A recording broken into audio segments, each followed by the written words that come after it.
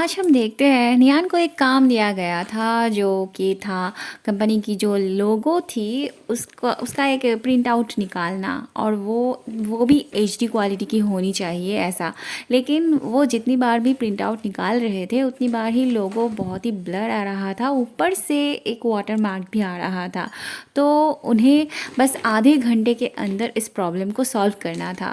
नियान वैसे ही बहुत परेशान थी, ऊपर से वो नया बंदा उसे मैसेज कर रहा था। फिर नियान ना चाहते हुए भी उसे बताती है कि उसको मतलब क्या प्रॉब्लम थी। तब वो नया बंदा मतलब हमारा लियो नियान को थोड़ा सा वेट करने के लिए बोलता है और यहाँ पे हमारा लियो फेंग को ऑर्डर देता है एक अच्छा सा एचडी क्वालिटी वाला लोगो डाउनलोड करके देने के लिए। नियान को जैसे विश्वास नहीं होता कि उस नए बंदे ने उसका प्रॉब्लम इतनी आसानी से सॉल्व कर दिया। आज तो नियान खुद से उस बंदे से बात करती है और थैंक यू भी कहती है सुबह के लिए। नियान उसकी तरफ इतनी ग्रेटफुल थी कि वो खुद से उसके साथ डिनर पे जाने की बात करती है।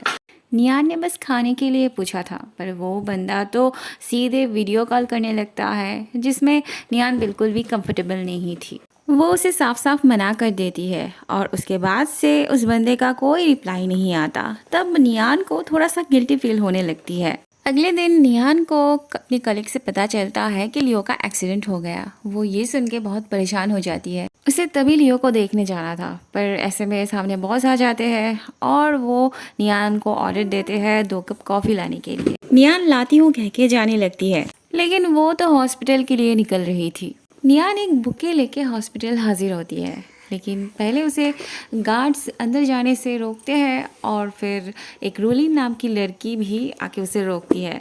नियान जब पूछती है कि वो कौन होती है लियो की, तब वो कहती है वो उसकी होने वाली पत्नी थी। ये सुन के तो नियान की जैसे दिल ही टूट जाती है। इस वक्त नियान को बात करने के लिए कोई चाहिए था तो वो उस नए बंदे को मैसेज करती है। ऐसे में उसे ऑफिस से कॉल आता है और कहा जाता है उनकी कंपनी को किसी और के हवाले कर दिया जा रहा है। रास्ते में जाते जाते अचानक से नियान की तबीयत बिगड़ने लगती है। वहीं पे एक बेंच पर आ था तो वो उसके ऊपर सो पड़ती है। बेहोशी की हालत में उसे लियो नजर आता है। इस वक्त नियान फिर से लियो के साथ नए से शुरू करना चाहती थी। इस बीच हम देख पाते हैं नियान लियो से कितना प्यार करती थी, उसकी कितनी केयर करती थी। लेकिन एक दिन वो सैर के साथ उसकी कॉन्वर्सेशन सुन लेती है। वो दोनों लियो के विदेश जाने के बारे में डिस्कस कर रहे थे। सर लियो को समझा रहे थे ये मौका बार बार नहीं आएगा तो उसे इस मौके को गंवाना नहीं चाहिए। तब लियो भी उनकी बातों से एग्री करता है। अब ये बात नियान सुनती है कि लियो तो विदेश जाने के बारे में इनकार नहीं कर रहा है तो वो खुद ही अपने मन में सोच लेती है कि जब इतनी बड़ी फैसला लेते वक्त उसने उससे पूछा तक नहीं और उसे छोड़ के विदेश चला जाएगा तो वो भी क्यों ये रिश्ता रखने जाए। इसीलिए बस इसी रीज़न की वजह से नियान ने तब उससे ब्रेकअप कर लिया था बिना कुछ बोले। अगली सीन में हम देखते हैं नियान को उस नए बंदे से एक फिर से मैसेज आता है। नियान को इतने वक्त से उसने रिप्लाई नहीं दिया था इसीलिए नियान भी उसे इग्नोर करती है।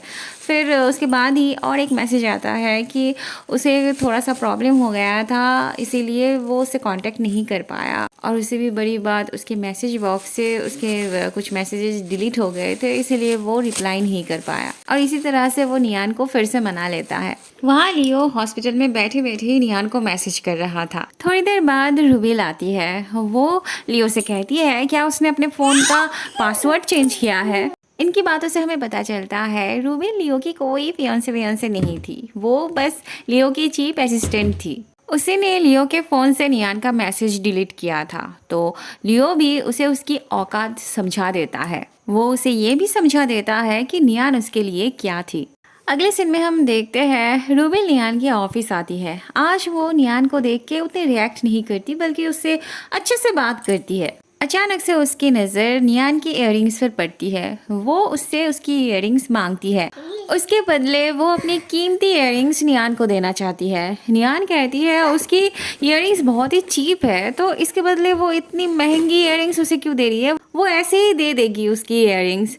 अब रूबेल थोड़ी नियान की जैसी लड़की से गिफ्ट लेती, उसके बदले ये एक्सचेंज वाला ऑफर अच्छा था उसके लिए। और बाद में लियो की फियांसे होने का हक जताते हुए वो नियान से उसकी गाड़ी की चाबी मांग लेती है। अगले सीन में हम देखते हैं नियान की एक कलीग जो कि उसे बहुत जलती थी, उसने रूबेल से उसे इयररिंग्स लेते हुए देखा था। ऊपर से वो ये भी देखती थी कि लियो के साथ उसकी अच्छी खासी बॉन्डिंग थी, तो इस बात से वो बिल्कुल बर्दाश्त नहीं कर पाती थी नियान को।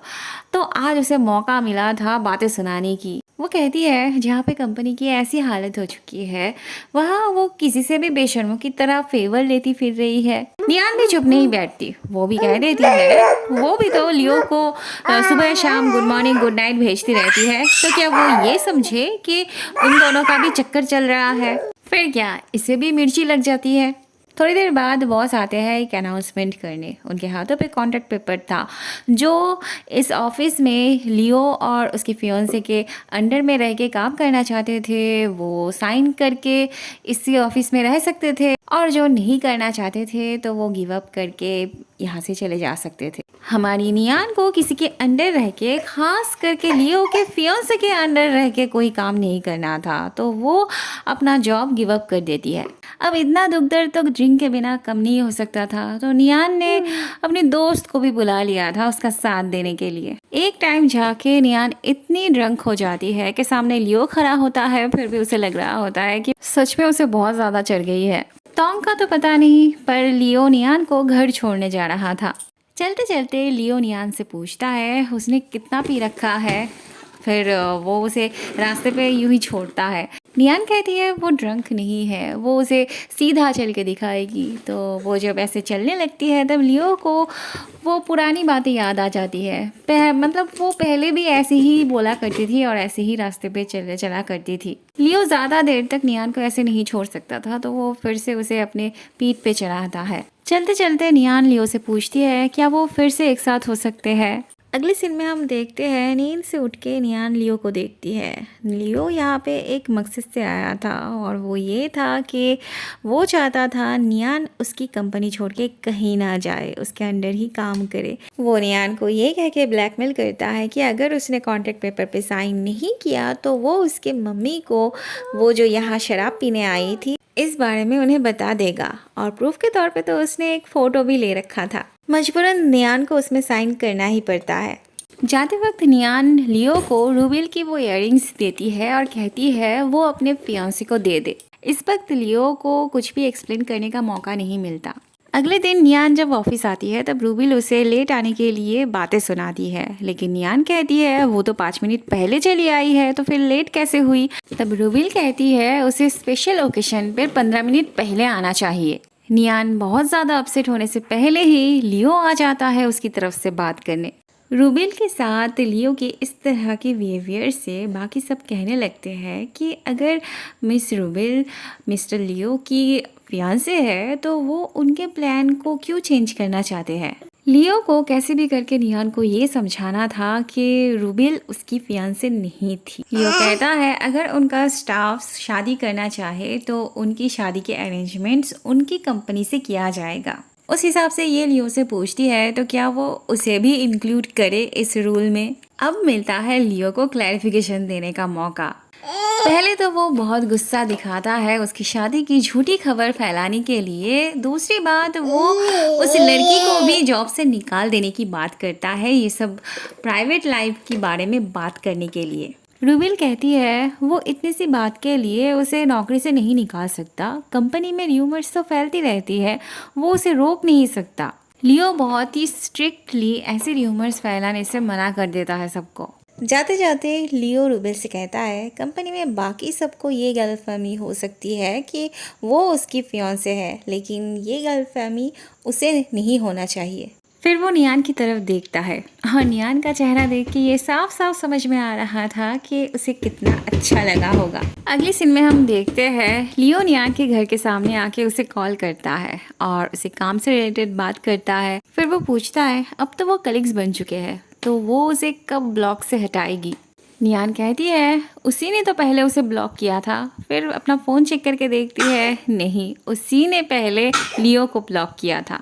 अगले सीन में हम देखते हैं नियान को लियो के नए अकाउंट से मैसेज आता है। लियो नियान से जानना चाहता था कि उसका नया जॉब कैसा लग रहा है। नियान कहती है उसे कुछ पर्सनल बातें डिस्ट्रैक्ट कर रही है, बाकी सब ठीक है। तो लियो वही जानने की कोशिश करता है कि उसे कौन सी बात डिस्ट्रैक्ट कर रही थी, लेकिन नियान उसे वो सब बातें शेयर नहीं करती और अपने काम में बिज़ी हो पड़ती है।